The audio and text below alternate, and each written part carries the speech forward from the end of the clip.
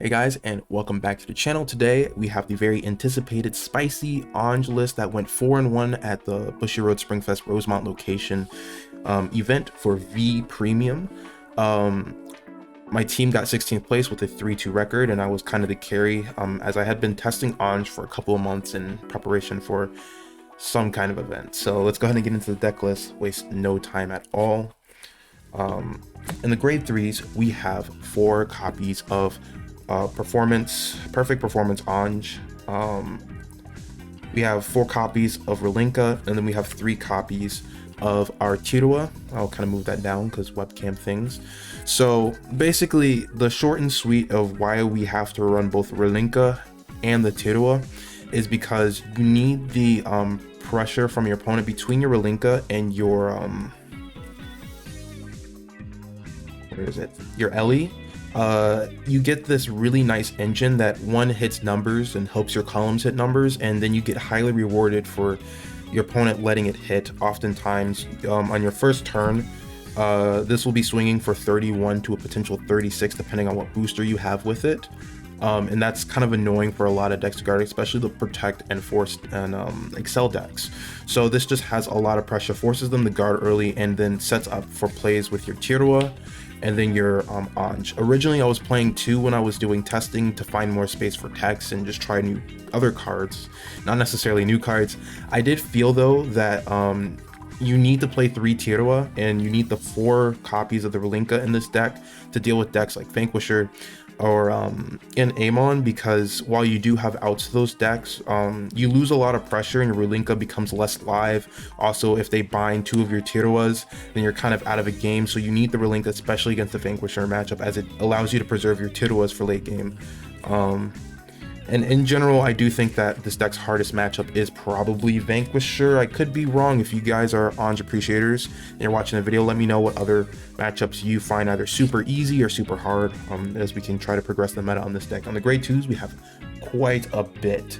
So we have 4 copies of Seria, 4 copies of Aqua, and then a very spicy 2 copies of Liselot. Kind of leading up to this event, I saw a lot of players playing 3 to 4 copies of Liselot, and I wanted to challenge myself and see, did I really need 3 to 4 copies? Did I really need all 4 copies of Liselot? And to be honest with you, you don't really need 4 copies of Liselot. If it makes you feel more comfortable, you can take out the text from this list to play more Liselots, but oftentimes she's not as live as you think she'll be or as valuable, and you get more value out of some of your newer pieces like your Serias, which is basically a pot of duality that hits for 15k if you're going first, and if your opponent happens to be on grade 3, she's going to be 20k on her own. So she scales amazingly and helps you dig for really important pieces like PGs, Relinkas and the grade 3s, and just anything you need. She really helps perpetuate the toolboxy nature of Ange. So we definitely wanted to play for Seria, and then of course 4 Aqua is staple in most Bermuda decks, especially in one like Ange where you want those extra bounces. Sometimes your hand will be a little awkward, you'll have to rely on Tirua more often, so the Aqua helps you dig and also helps you proc for the Tirua skill, since you need 3 or more pieces bounced. Don't. Yeah, those are the grade 2s. Nothing more, nothing less. It seemed to work really well for this deck. This really helped me dig for PGs and the extra copies of Ellie's against some of the more grindier games, for sure. We'll get into the grade 1s now. We have quite a few, and after the event there is a couple of changes I probably want to make, and I'll kind of explain those as well. So we have 4 Ellie, 3 copies of Sedna, we have 3 copies of Nikita, and then we have 2 copies of Vanessa. So you have Vanessa here as your way to put your grade 3s back into the deck, and it helps you draw cards. You typically don't really need this Spiana. Instead, this is Spiana, and you don't really need this one because typically you'll have the CB. There were a couple of games where I did well, there was one game where the Gridora player tried to counterblast deny me in round 5, but by then I had already built up so much tempo off the Relinka and the Ellies and everything else in the toolbox that it didn't really matter that I didn't have the CB, as I was just probably going to lethal him anyways, and that's what happened. So it's nice as a tool of if you want to play Spiana.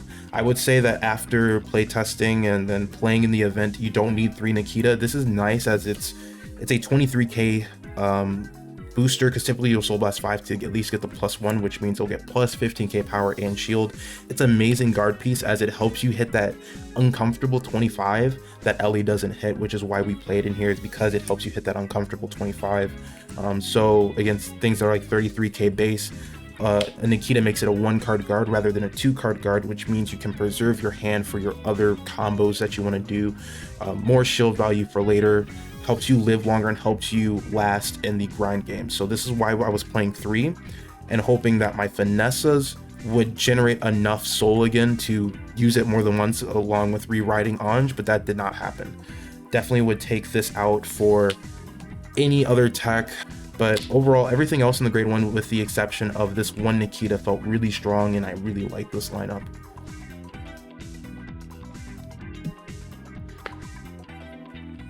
We're gonna get into the grade 0s, the triggers and stuff. We have 8 criticals, so it doesn't matter what crits you play as long as they, you know, just not the Sentinel ones. We play 4 draw PGs because you need the extra cards in hand, because Seria requires you to discard, and while you do have tons of ways to generate card advantage, you still need the draws in here. They're very important, just so you maintain a hand, because a lot of decks eat up a lot of hand right now in this current meta. That's the starter. We play the Shizuku starter because she's great, and then we have 4 of the Heal Guardians because you can also grade 2 game people if you're worried that their grade 3 turn is going to be too strong. Didn't really come up for me at the event, but if that does come up, then you can grade 2 game people extremely well with this deck, as Bermuda has some of the best grade 2 gaming pieces, that like just units that facilitate that game plan in the current V format right now.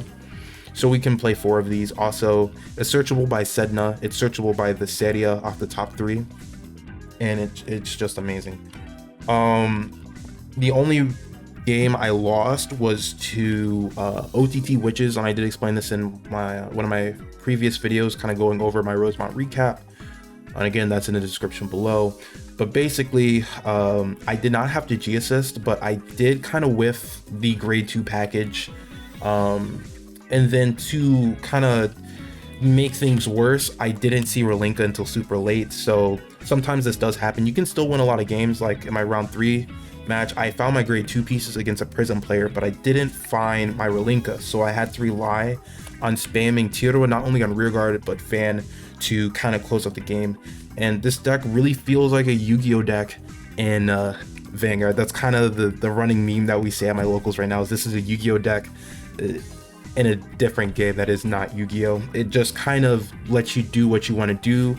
Sometimes we'll be missing certain pieces, but it's really good at finding the other pieces. I like this more than Prisms, and I think this is far more interesting than Prisms.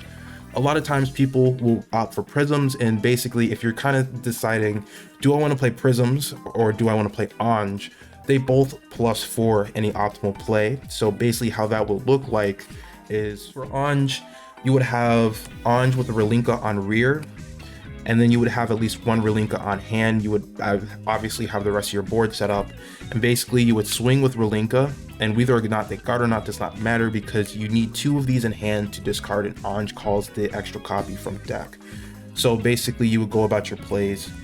You would swing with your Ange and then bounce your card at least 4 back so you can get out your extra Relinka.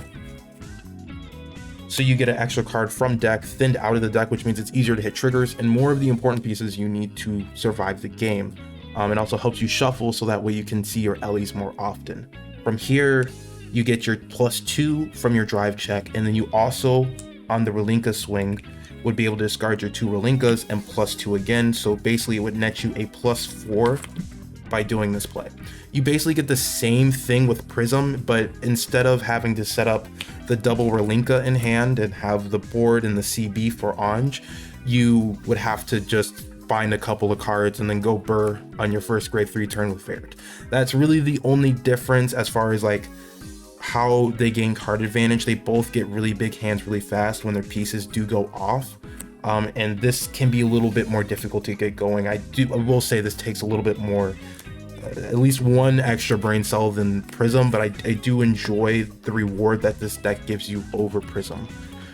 With that being said, I'm not going to take up any more time. Hope you guys have a wonderful day, and let me know what you guys think of the Ange list that almost went the full mile. Anyways, guys, take care of yourself. Bye.